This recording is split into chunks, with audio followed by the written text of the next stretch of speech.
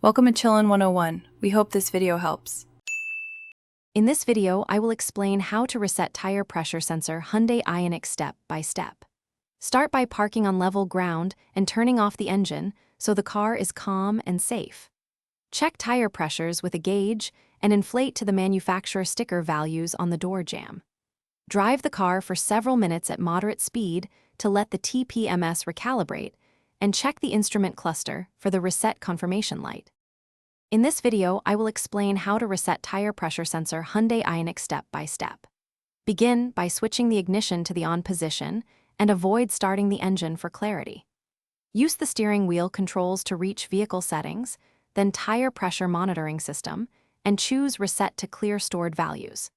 Confirm the action when prompted, then drive the vehicle at city speeds to allow sensors to transmit fresh data and stabilize the. In this video, I will explain how to reset tire pressure sensor Hyundai Ioniq step by step.